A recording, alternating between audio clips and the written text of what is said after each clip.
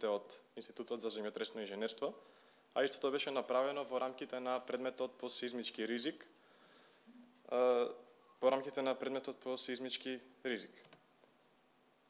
Кога збориме за општествена отпорност на сеизмички ефекти, на сеизмички настани, генерално мислиме на обемот на сеизмичкиот ризик на кој што одредено општество е изложено.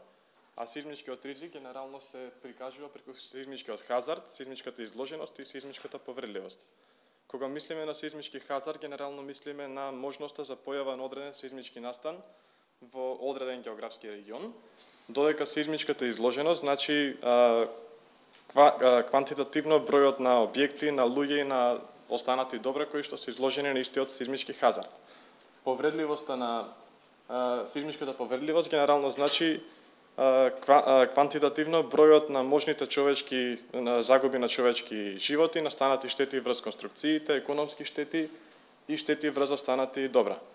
Сега кога збориме за повредливоста која што имаат конструкциите, битно е да кажеме дека истата не зависи само од динамичките карактеристики на конструкциите, туку зависи од динамичките карактеристики на тлото на кои што самите конструкции се наоѓаат. За да се одредат динамичките карактеристики на тлото на кое што се наоѓаат конструкциите, битно е да се направат истражувања, односно микрозонирања со кои што се одредуваат вибрациите кои што ги има тлото во одреден географски регион. За да се направат оваквите истражувања, најпрво е битно да се одреди местото во кое што ќе се прават самите истражувања, да се дефинираат нивните позиции, а истото беше направено како што кажав претходно во Ново Лисиче во Скопје. Оваа населба избравме пред се поради тоа што во 2016 година, кога што се случи серија од земјотреси во септември, од Ново Лисиче беа пријавени најголем број на неконструктивни штети кои што беа настанати на конструкциите и поради тоа сакавме да видиме дали има можност за појава на вакви еднаквости помеѓу периодите на тлото и периодите на конструкциите во оваа населба. Најпрво ќе кажам општо за сеизмичките шумови во почвата. Тоа е битно затоа што почвата постојано како медиум постојано вибрира со брзина на брановите од 0,1 до 10 метри во секунди. И според потеклото истите се делат на природни и на вештачки сеизмички шумови. Природните шумови можат да имаат фреквенции помали од 0,5 Хц, истите се генерално резултат на атмосферските влијанија. И исто така може да имаат фреквенции од околу 1 Хц, кои што се последица на ветар и на останати локални временски услови. Додека вештачките сеизмички шумови имаат фреквенции поголеми од 1 Хц и се генерално резултат на човечки влијани или на подземни инсталации во тлото. Како што кажав и претходно, целта на овие истражувања е да се одредат локалните почвени услови во Ново Лисиче, кои што може при сеизмички настани да направат амплификација на самото сеизмичко дејство, со тоа да нанесат значителни штети на конструкциите во одреден регион. Предмет студија е Ново Лисиче во Скопје, каде што беа направени 110 мерења на вибрациите на тлото, на 110 точки, кои што се прикажани на слика 2. И исто така беа направени 134 мерења на амбиенталните вибрации на конструкциите, со цел да се провери можноста за појава на резонантни ефекти во оваа населба. Битно е да кажам дека планираната мрежа која што ја замисливме заедно со професорката беше правилна, ортогонална, но меѓутоа истата беше видоизменета за време при самите мерења, како што е на слика 3 прикажано, а тоа го направивме со цел да мерните точки бидат далеку од дрва, од бандери, од поголеми објекти, за да се избегнат влијанијата кои што овие предмети ги имаат на самите вибрации на почвата. Мерењата беа направени со тромина, што прикажано на слика 4, и ова представува сеизмометар кој што ги мери брзините и забрзувањата на тлото или на конструкциите, за со цел да се одредат нивните природни вибрации. Откако беа направени сите мерења, понатаму се пристапи кон анализа на самите резултати. Анализата беше направена како за почвата, така и за сите конструкции. Едноставно беше за конструкциите да се одредат пиковите во амплитудите кои што ги имаат во двата ортогонални правци, како и во вертикална насока. а подоцна како преку односот на хоризонталните и вертикалните вибрации беа одредени фреквенциите на тлото на сите 110 точки. На слика 6 се прикажано последователно како се прави обработката на резултатите, каде што од самото поделување на целото мерење во неколку временски рамки се прави негово прочистување на сигналите, се вадат амплитудите, за да на крај се добијат спектрите на фреквенциите, за да се одредат пиковите, односно да се одредат периодите на тлото и на конструкциите. На крај беше направено самото микрозонирање, а тоа значи дека преку изолинии, каде што секоја боја означува одредена периода на тлото, беше нанесено на целиот регион кој што беше предмет студија на истражувањето, а истовремено и самите згради беа исто така представени со соодветна боја која што ги прикажува нивните периоди на сопствени вибрации. Периодите на тлото генерално се движеа во вредности од 0,6 до 1,7 секунди, што соодветствува со длабочината на седиментите кои што се наоѓаат на овој региона, кои што ги добивме од геолошки подлоги.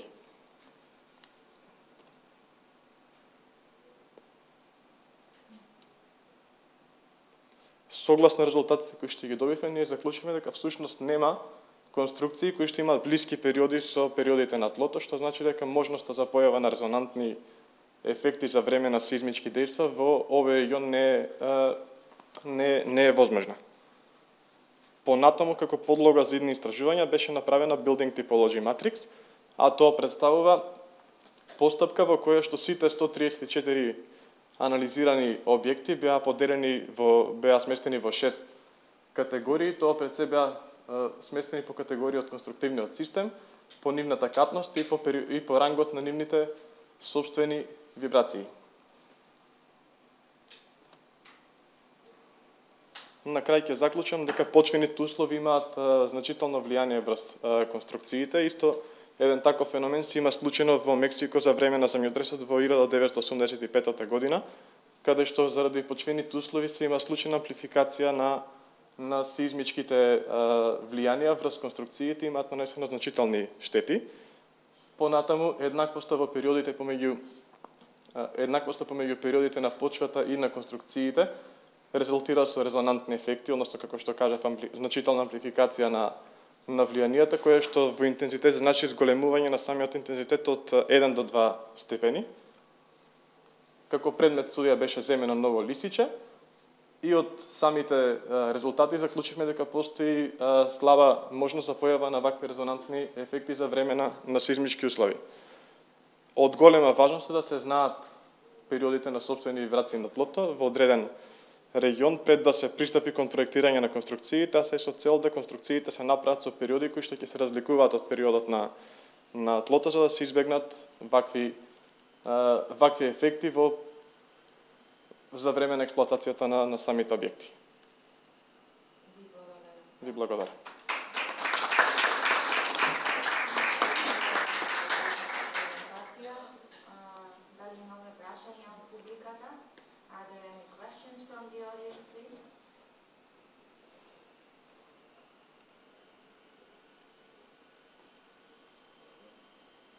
Тоа е? Јас би ве прашала дали евентуално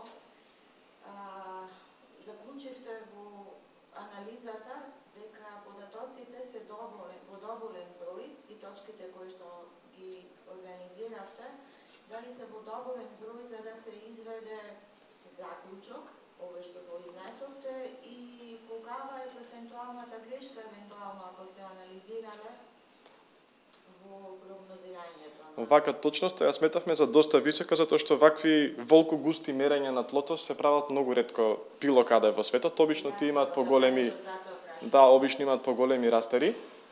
Сега овде ние покрај настанатите штети во 2016 година избравме оваа локација заради низината правилност од урбанистички аспект.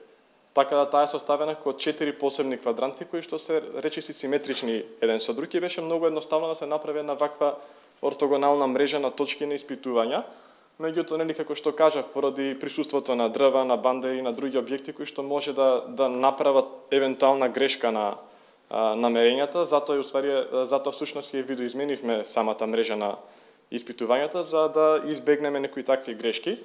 И секако понатаму при анализата на резултатите се повикавме не само на самите резултати, туку и на искуството и на литературата и на секаква стручна позадина за тоа. Затоа кажав и дека измерените периоди на тлото се движат помеѓу 0,6 и 1,7 секунди, што одговара на теоретски пресметаната вредност согласно дебелината на почвените седименти кои што ги добивме од геолошките подлоги за локацијата. И исто така кај зградите конкретно, например, имаше згради кои што беа поделени на повеќе ламели, односно на цел објект беше поделен на 4 или на 5 влези, ние ги меревме сите 4 влезови, мерењата ги правевме на секој врв на последниот кат од конструкциите за двата ортогонални правци, со цел да добиеме подетална представа за самите периоди кои што ги имаат. Така да точноста е доста висока и затоа оставено во Building Typology Matrix, за да може во идни да се направат дополнителни потемелни истражувања.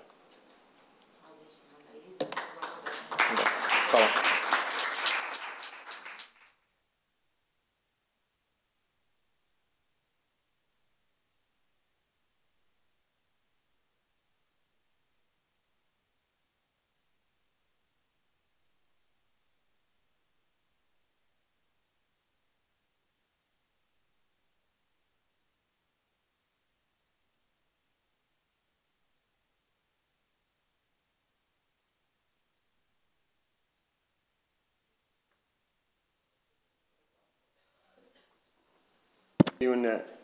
Kilometers, most of the area located in more than 80% located in the desert area, and totally of the network paved by asphalt workers.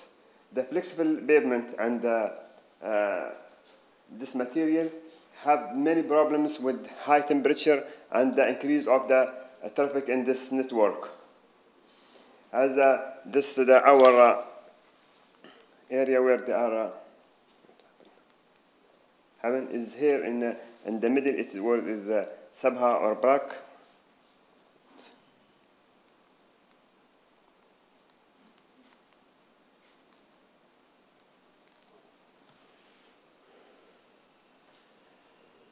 Bitumens, the effect vary so much in the material of the road.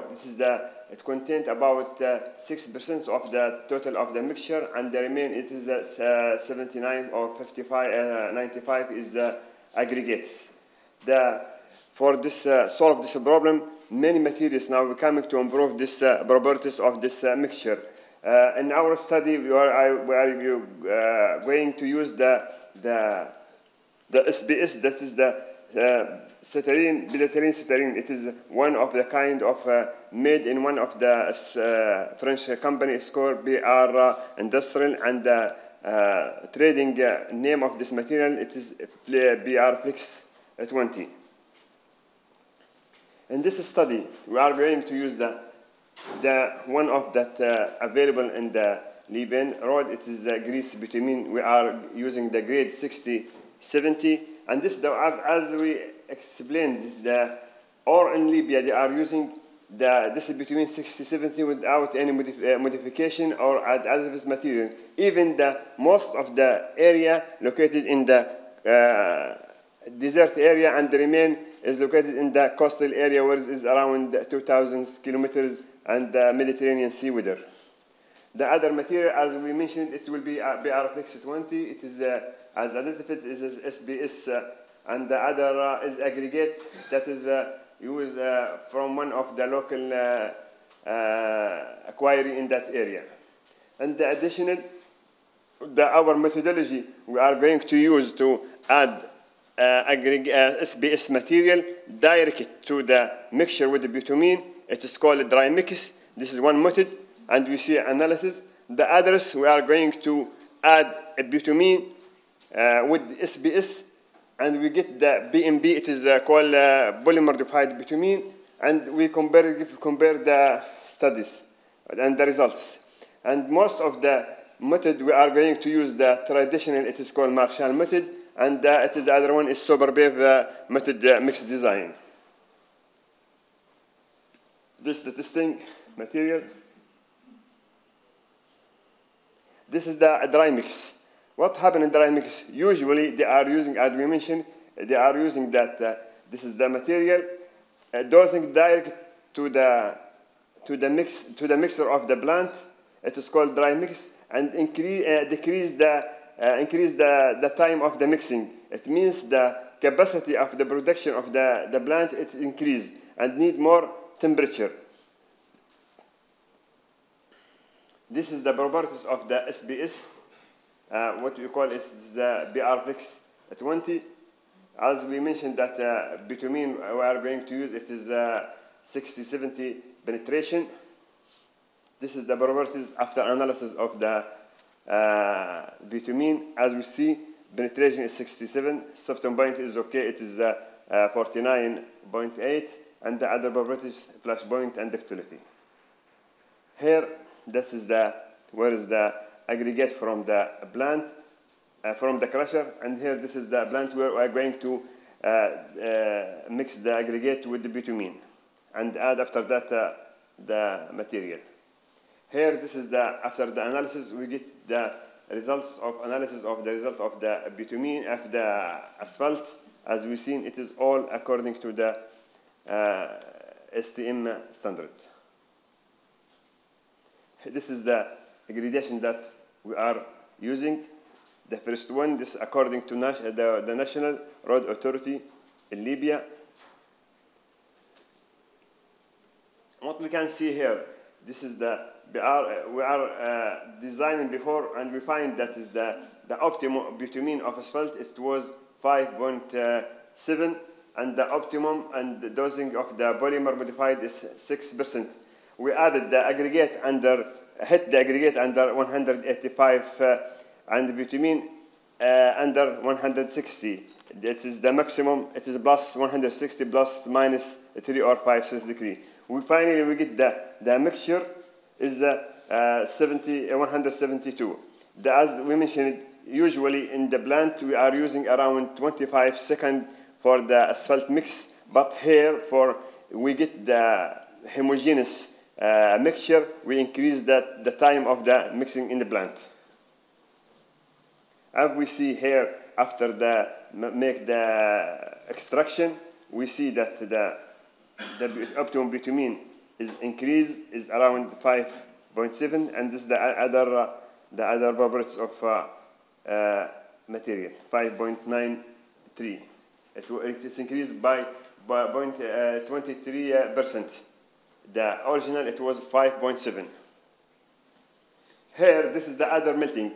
In this case, in the same case, we see this the mixture, it was 1.7, and whole after make the extraction and safe analysis, we find that all the properties of SBS material already melting with aggregate, but increase the optimum bitumen. Also, we make that anti-stripping or build. It is very important, especially where is the rainy area. Usually, the aggregate not adhesion well with the bitumen. By using with the bitumen with aggregate and bitumen with aggregate with the SBS, we find that the SBS increasing the adhesion between the bitumen and the aggregate. And the other application, as we mentioned, that we are going to use and add the bitumen with SBS to get polymer modified bitumen. And after that, we mix. We mixing in the lab in the vertical mixing plant.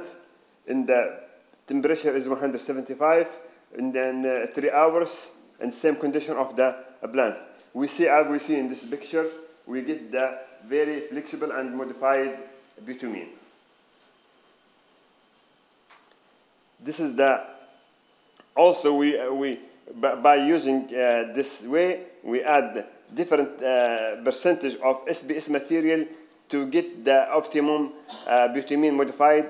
and we compare with the other result, we find that is 6% give to us the optimum modified bitumen. This is the result. As we see it is 5.5 with a different percentage of bitumen. It is gravity, penetration, and soft point, and elasticity.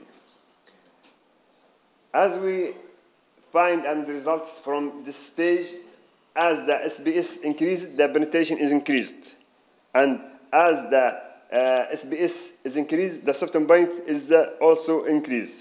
Soft point is decreased because one of our target, it is that bitumen is 60–70%. We try to get high soft point for the temperature of the weather and increase the penetration to control the rotting. This is called the deformation on the rod.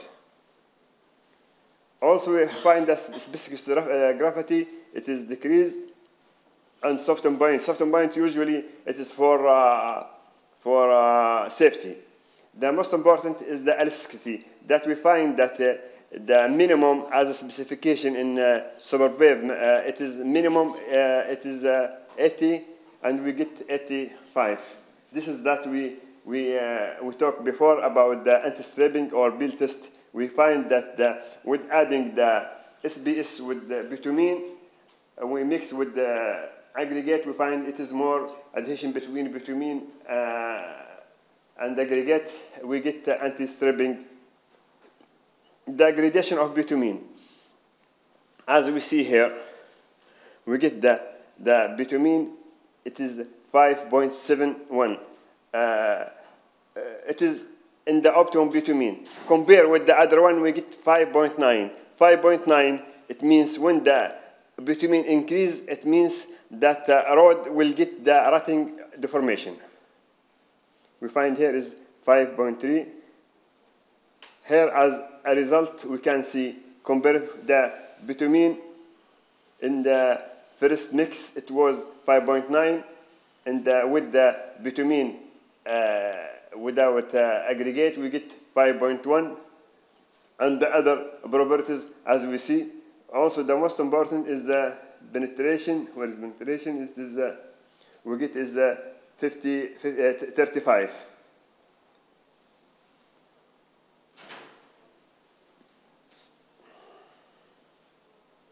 As we can conclude here, it is that the best method of mixing the polymer with the bitumen, we can use the wet-dry mix. It means we have to find the BMB plant to mix bitumen with aggregate to get modified bitumen to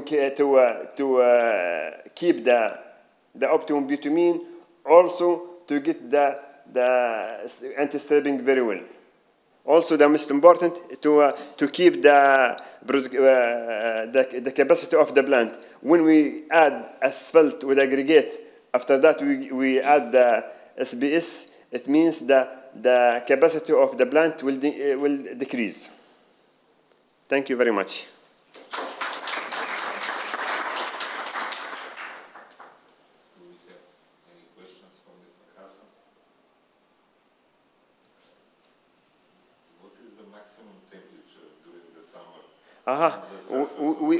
I had made one study, as I told you,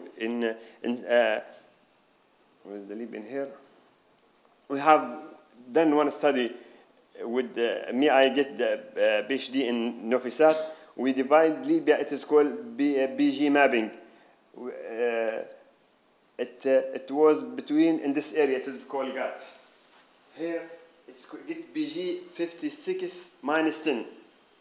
And our area in the middle, it was 70 minus 10. It means we have to find and design the bitumen mixture to work in the summer in 70%, and the winter it is minus 10, because 70 to control the fatigue and to control the rotting deformation.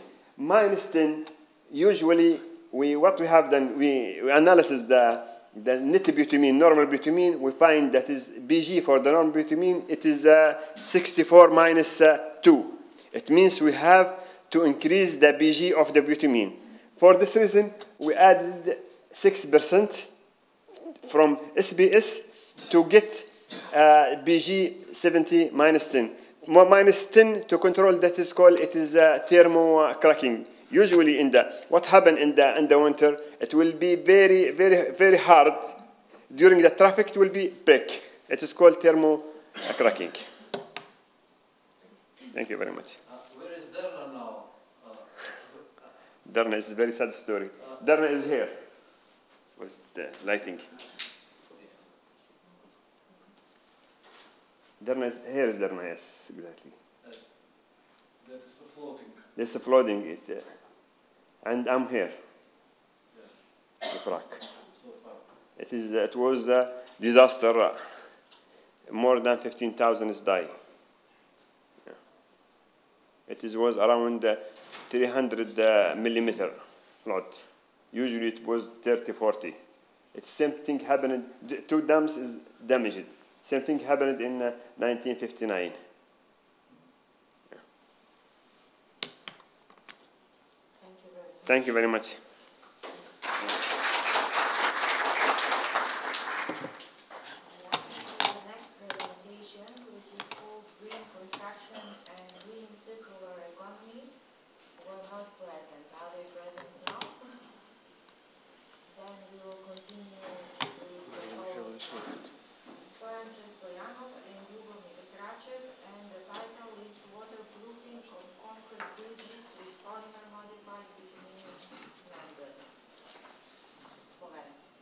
Благодаря.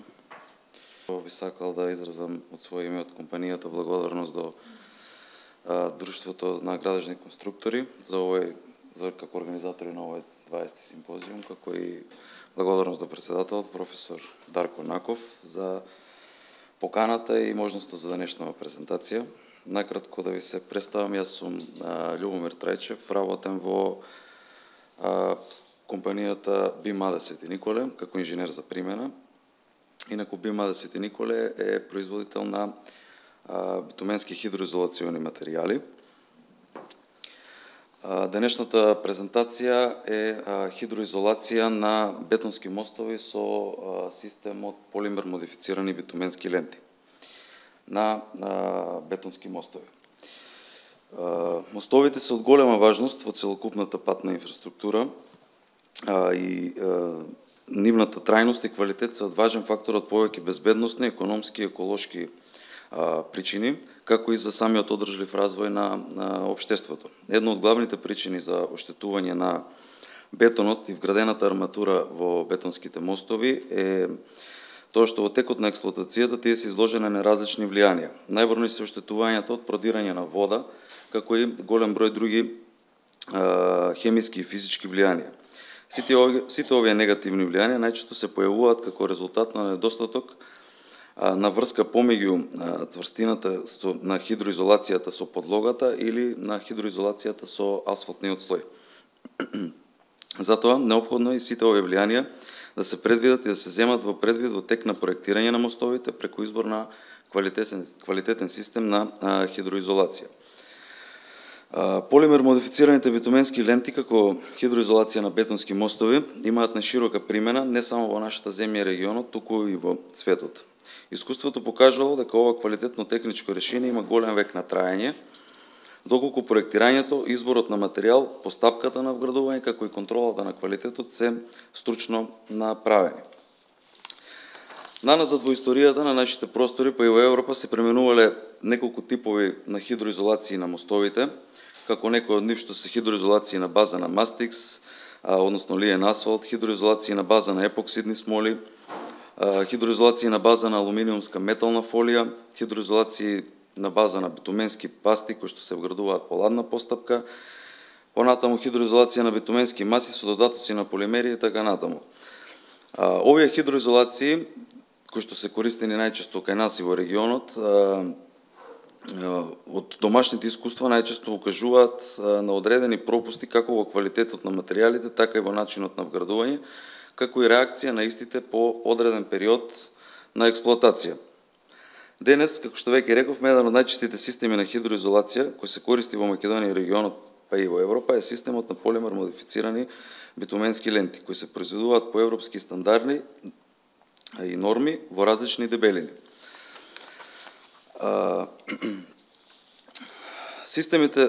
Денешниот модерен процес на производство на полимер модифицирани битуменски ленти се основа на мешавина од битумен, полимер и филер, кои се импрегнираат во блошка која армираат битуменската лента.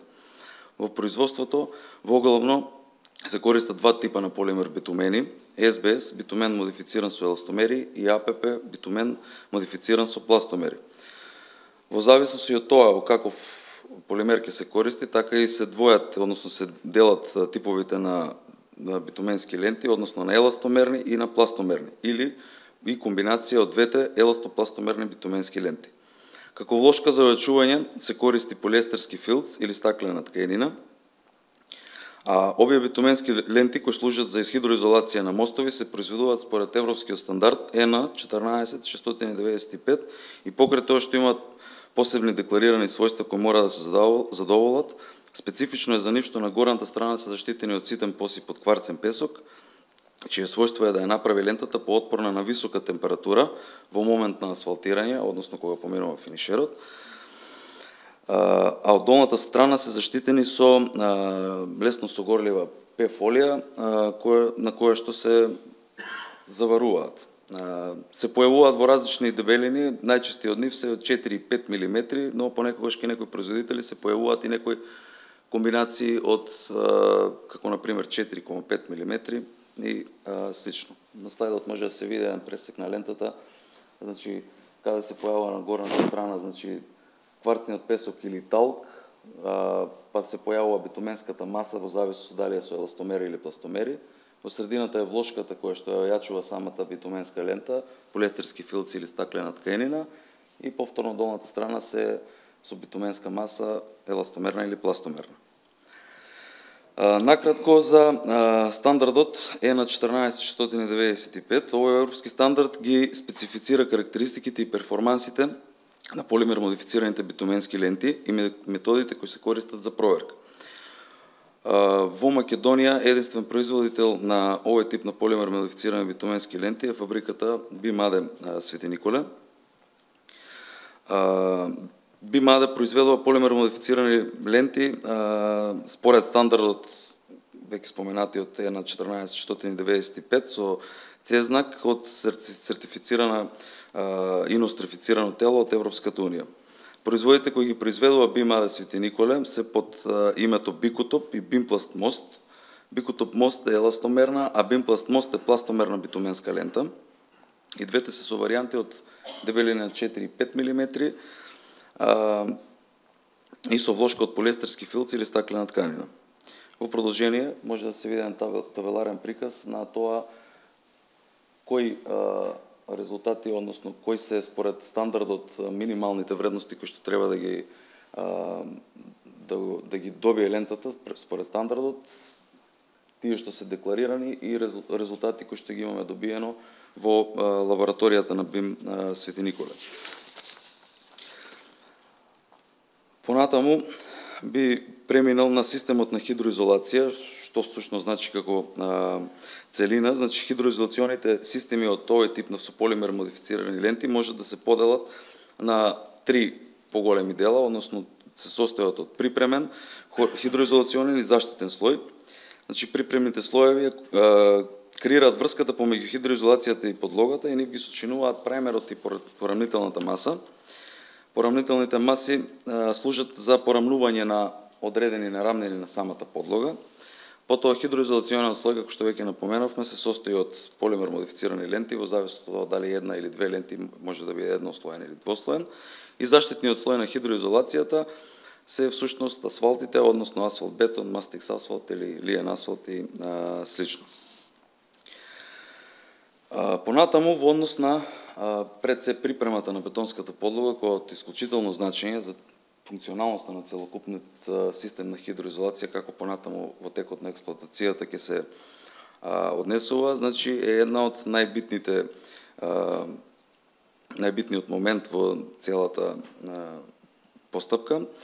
Значи, квалитетната припрема на бетонската подлога на која се вградува хидроизолацијата директно влијае. Површината на која се вградува хидроизолацијата од битуменски ленти треба да биде колку што е можно порамна и изчистена од целиот некохерентен, односно неврзан материјал кој што се појавува на бетонската мостовска плоча.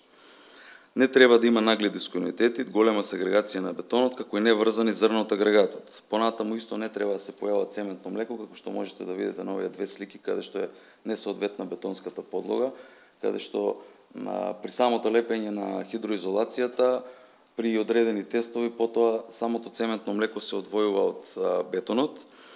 Значи, потоа не треба да се појавуваат некои дамки од улјиња кои што се истекуваат од различни градежни машини во текот на другите градежни операции, како и некои други клучни моменти како што се бетонот и подлогата мора да бидат суви, односно на влажноста на бетонот не треба да биде поголема од 4% на 2 см длабочина. Потоа бетонот мора да биде најмалку стар 21 ден, односно во случаи каде што однапред се докажува дека подлогата ги исполнува сите услови, спремна за овој тип на хидроизолација. Понатаму површината мора да биде доволно рапава и без нагли нерамнени, односно по некој метод на песок, значи се добива некаде дека треба да биде најмалку 0,8, а најмногу 1,5 мм нерамнините. Во случај на поставување на хидроизолација на нови коловозни плочи на бетонски мостови, неопходно е пескарење или сачмарење на подлогата, како би горе наведените параметри кои што ги кажавме, би бидат задоволени, а со тој квалитетот на подлогата и незиниот спој со хидроизолацијата. Во случај на санација на постоечки бетонски мостови, тргањето на заштитниот асфалтен слој треба да биде предпазливо за да не се уништи површината на бетонската коловозна плоча. Понатаму да преминеме кон методот на вградување, начинот на вградување на битуменските ленти. Накратко би го појаснил битуменскиот праймер. Значи, битуменскиот праймер е разреден битумен во течна состојба со црна боја, кој што се нанесува по ладна постапка со четка, со ваљак или со прскање на самата подлога, служи за обезпрашување на подлогата, да пенетрира во истото, како и врска со хидроизолацијата. Како и што напоменавме за бетонската подлога, некои главни услови кои што треба да бидат запазени се и исто така има и за праймерот, како што например тој не треба да се нанесува во временски услови на влажност на воздухот, односно во временски услови на дожд, роса или магла. Корелативната влажност на воздухот е над 85%, иако температурата на површината на бетонската подлога е под 8, односно над 40 степени. Сушењето на праймерот е во зависност од временските услови во кој дел од годината се поставува, значи од 8 до 24 часа. Понатаму системот на вградување на полимер модифицираните битуменски ленти. Значи најважен момент во експлоатационен век на битуменските хидроизолациони ленти е во самото нивно вградување. Оштетените или недоволно залепени, заварени битуменски ленти може да доведат до сериозно оштетување на асфалтниот слој кај мостовите, како што се пукнатини дупки. Кај нас па и пошироко се вградуваат по принципот на заварување, а заварувањето се врши со помош на така наречени бренери, односно пламеници кои што дуваат пропан-бутан газ под висока температура. Исто така заварувањето се врши со помош и на специјални машини кои имаат повеќе цевки кои што се користат како бренери. Исто така и овде има некои повеќе фактори од кои што зависи квалитетот на вградувањето. Како лентите не треба да се заваруваат, тоест треба да се заваруваат по целата површина на ролната со еднаков пламен, така што битуменскиот спој на долната страна на лентата доволно ќе се растопи и ќе испушти маса за да се обезбеди потполно лепење со подлогата. Таа маса треба да се појави по целата должина на ролната, особено на преклопот на лентите. Препорачливо е како ќе се залепат битуменските ленти да се поминуваат додатно со одредени ваљаци кои што ќе се истиснува воздухот под нив, кој што подоцна обично прави меури и штети на целиот хидроизолационен и асфалтен слој. Како некои параметри за почнување од пониската страна на коловозната плоча на мостот, со варење на лентите за да може на високиот преклоп да дојде, односно да го запази природниот пат на самата вода, значи со посебни обработки нормално на сите дилатации, сливници и други слични детали, како и фугите на тротоарите. Значи, и еден битен момент исто дека температурата на воздухот на која се вградуваат битуменските ленти не смее да биде под 5 степени. Најголем проблем во пракса при изведба на хидроизолација со битуменски ленти е појавата на меури, односно заровен воздух или влага. Како што веќе напоменавме, битуменските се ленти вградуваат со заварување, при што тие пренебрегуваат голема температура. При таа температура доаѓа до оптеретување на бетонската подлога на мостовите, од неа се ослободува влага, која што подоцна резултира со меури. Како и меурите може да се појават во ситуација каде што вградувањето не е соодветно, значи односно се заробува воздух, кој што во високите температури во летните месеци резултираат со константно надувување при голема температура, кој што подоцна најчесто знаат да прават доста проблеми, односно пукнатини, издигнување или свлекување на асфалтниот слој. Како што рековме, главна причина за слабата прионливост, односно конекција помеѓу хидроизолацијата и подлогата се неквалитетното вградување, односно лошо заварување на битуменските ленти, неисчистена подлога, голем процент на влага во истата, како нерамнина, исто така и нерамнина бетонската подлога и слично. Значи овде понатаму на слайдовите можете да видите како изгледа тоа, односно процесот на заварување на полимер модифицирани битуменски ленти на бетонски мостови. Ова конкретно е на обиколница Белград, Остружница, што има работено штравак. Значи премачкан мост со праймер на кој што се заваруваат. Ова е конкретно, мислам, Бикото П5 мм мост, еластомерна битуменска лента.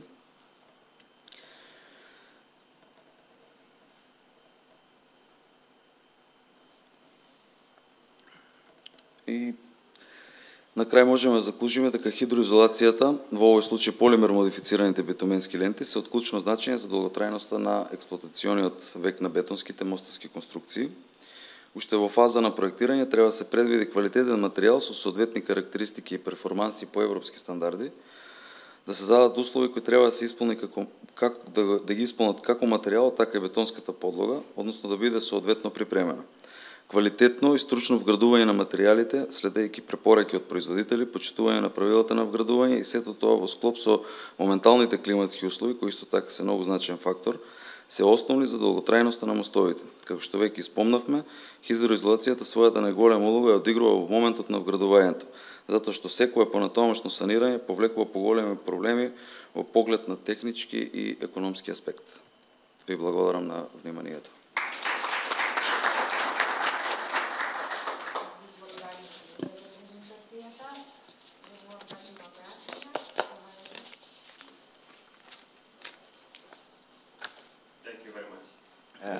I have one question here. Which kind of polymer are using to get polymer modified membrane? Primer? Yeah. Which the kind of the polymer? There's so many kinds of the polymer. Yeah, we have many kinds of primers. We have Bitulit, it's the name of the primer. So we have ecological eco Bitulit. We have Bitulit Baden, it's with organic ingredients. Also, we have polymer modified primer for it's RB200. Yeah. Question here: which kind of the polymer here? Polymer. Which kind of polymer are you using in? Oh, polymer. Yes. Sorry. SBS. For the SBS or APP for the plastomeric bituminous membrane. Thank you very much. Yes. Sorry, I heard you about the primer, so thank you. Максималните температури овдека за при уградувањето гледав овдека се некаде тука 180-190 степени, така?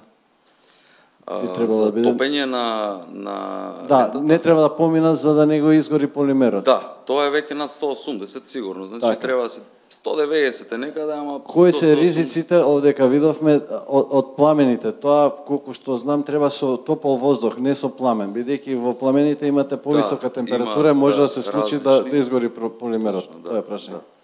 Значи, некој репер на вградување, видите сега, тоа е веќе од искуство на вградувачот, значи треба пред се да се стопи ХДП-то, кое што се појавува на долната страна на ролната, значи и треба да испушта маса, која што треба да биде, да има континуитет, која што таа маса при самото заварување кога ќе се влече самата ролна, го треба да го испушта целиот воздух, односно да го издувува воздухот надвор, значи не треба да биде пламеникот или бренерот што дува, значи тоа се многу големи температури, значи но топењето на ХДП-то е веќе можеби над 150 степени и веќе од 150 до 180 да почнува да се топи битуменската маса, затоа што веќе над 190-200 степени доаѓа до деградирање на полимерот и потоа ствари се губат сите својства на битуменската трака во однос на еластичност, на кинење и се понатаму.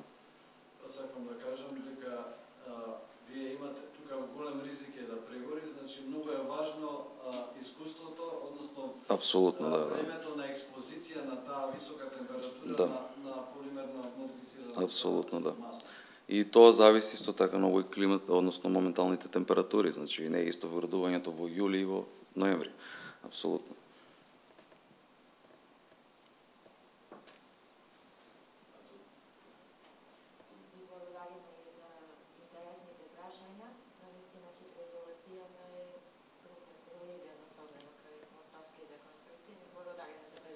Благодарам на вас.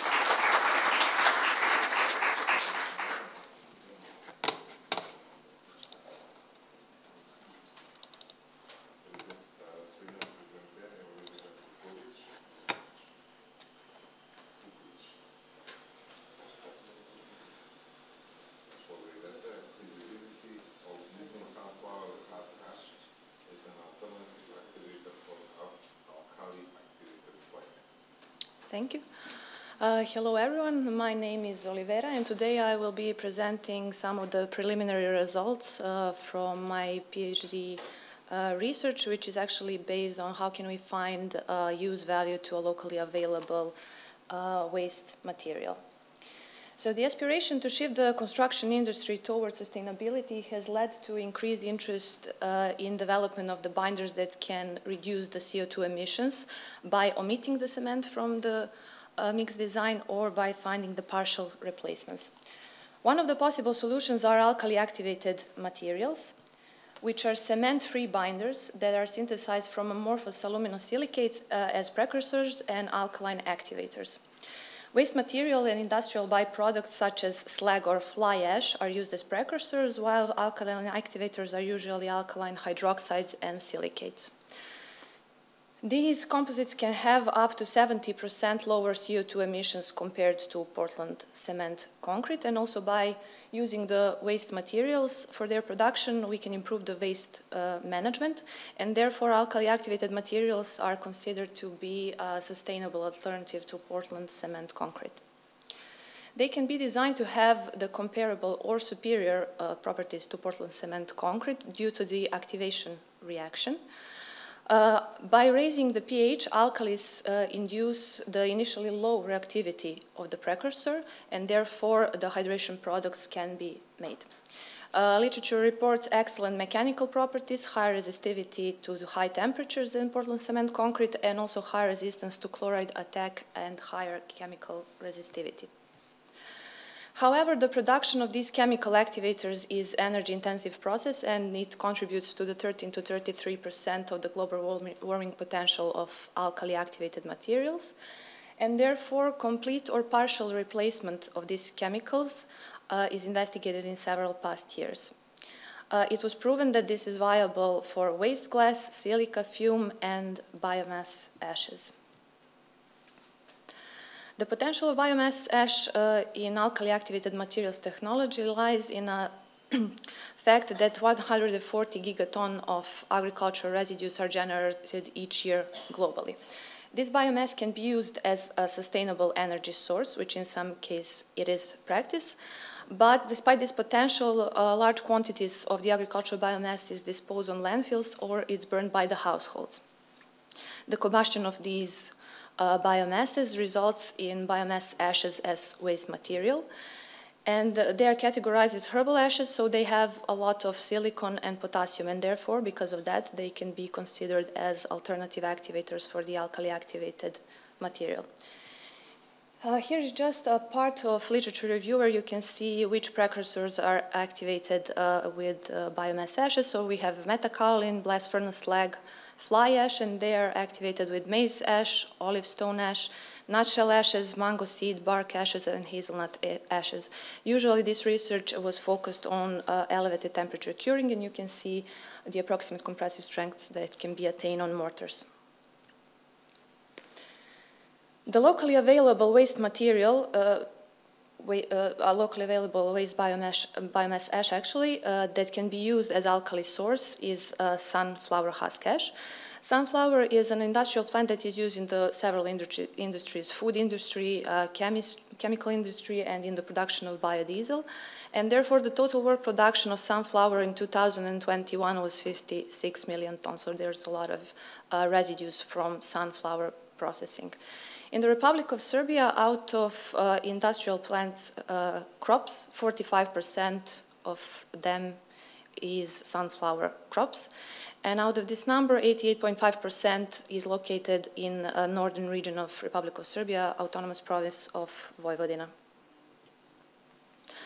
The production residues from the sunflower processing are sunflower husks, and they are used by several oil producers in Vojvodina as energy source. And also they're used as energy source for heat production in the city of Sremska Mitrovica. So there is a lot of biomass ash that is actually derived from this process. This sunflower husk ash is rich in potassium, and therefore it has a potential to be an alkaline source for activating the alkali activated materials. The problem is that the sunflower husk ash is disposed in landfills, and therefore there needs to be found a solution to improve the waste management.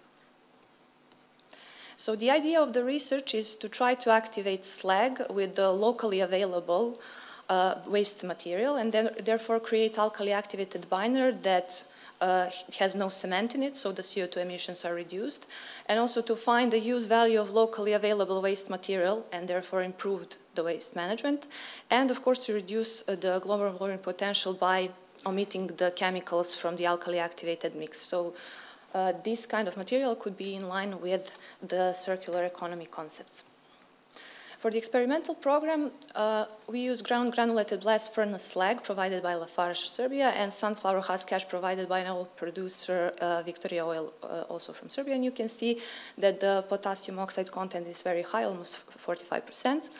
We also used tap water and standardized quartz sand. Here you can see the detailed mix design. The sunflower husk ash was added as 25% by mass of slag. The water to binder ratio was 0.45, and it was calculated as the binder was calculated as the sum of slag and sunflower husk ash that can be soluble in water that will contribute to the binding process. And the aggregate content was calculated as the sum of standardized sand and insoluble sunflower husk ash content. When it comes to mixing first, all solid components were dry mixed to homogenize, and then they were added to tapped water and mixed in the mixer for 5 minutes to ensure that sunflower husk ash will be dissolved. And then the mortar samples, the prisms, were cured seal in polymeric films to prevent the excessive moisture loss, because usually alkali activated materials are not cured under the water due to the possibility of alkali leaching. After 24 hours sealed in polymeric films, we had 2 set samples cured at different regimes. One regime was 5 days sealed under the elevated temperature, under the 65 degrees of Celsius, and then after that, until the day of testing, these sample sets were cured at ambient temperature. On the other side, sample set B was cured at the ambient temperature throughout the whole curing period. The feasibility of making this kind of mortars was assessed by workability and compressive strength tests, where the compressive strength test was tested after 7 and 20 8 days. Both properties were tested in accordance with the European standards. Here you can see the results on the flow table test.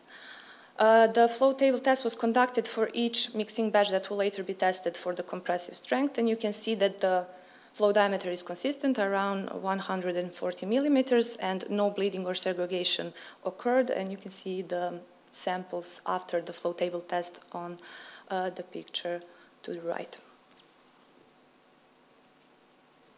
When it comes to compressive strength test, a higher 7 days compressive strength was observed for the elevated curing, as you can see, compared to the curing at ambient temperature, while the compressive strength at 28 days was almost the same for both curing regimes. The attained compressive strength was 30 megapascal, which is comparable to the results found in the literature. So to conclude, it is possible to activate slag with sunflower husk ash and to make a 100% waste-based alkali-activated mortar. The described mix had consistent flow diameter with no segregation or no bleeding, and 28-day compressive strength of these mortars was around 30 megapascal for both curing regimes.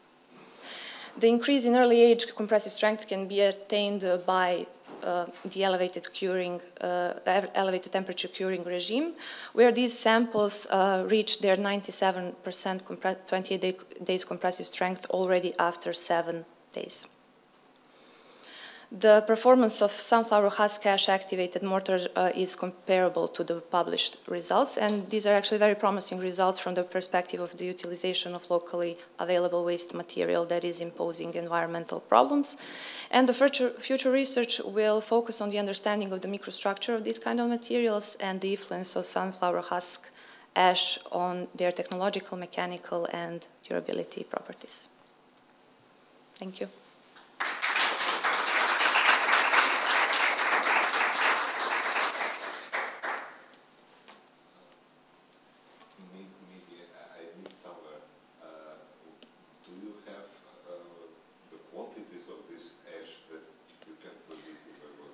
Now we have data only from 2 companies, from this oil producer and from this heat supplier for the city of Sremska Mitrovica, and right now it's 960 tons per year.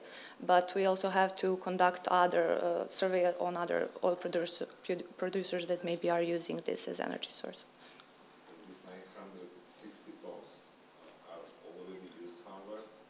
No, it is just the ash that they dispose on landfills that is the problem here. That's why we're trying to find the use value to this material.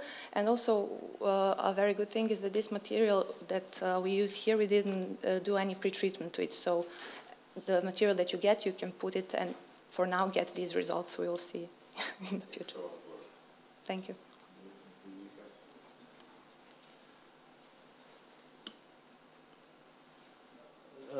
You're solving here generally most modern problem now in construction industry, in industry of cement. You can have in your mind, in our mind, that emission of carbon dioxide in the world is 8% from production of the clinker. My question is, did you find some way of collaboration with, I saw the cement factory, Lafarge, yes. Your exploration to take a part in this production there of cement or mortar binders? Yeah. Because they have also production of concrete and mortar, the same cement factory. Yes, yes, I know. Well, no, we did not establish a collaboration yet, but the problem here with alkali-activated materials is that there are lack of regulations. It's not like ordinary Portland cement. We can use some tests for alkali-activated materials, but in general we don't have regulations and standards for that. And that's why I think, at least in Serbia, that the cement producers are maybe not that much interested into putting the research to this, because the large-scale application is still a bit far away, at least for Serbia. These materials are applied today not for general purposes, but in countries that allowed performance-based standards. So that's the problem actually for the application. We need to shift towards performance-based standards so that we can say, okay, this can be the larger scale application of the material, and then I think that cement producers might find some interest in that. They have a duty to find a solution according to the Paris Convention. Yes, I know.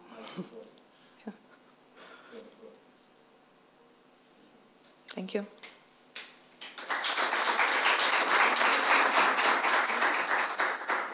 I would like to ask something. Yes. Thank you. It was a very inspirative presentation. Thank you. Congratulations on your PhD work, as I understood. Yeah, thank you. I would like to ask, because we had some similar master work with bio-ash from wood in the bakeries. We used it, but we faced the problem that we couldn't preserve the constant ratio between the water and the bitter. So was it the problem in your case with this ash and with this? Well, yes, ash is, this part of ash, actually the part that is constituted from the potassium is soluble in water. So when you add it in the mix, you have the reduction of the volume.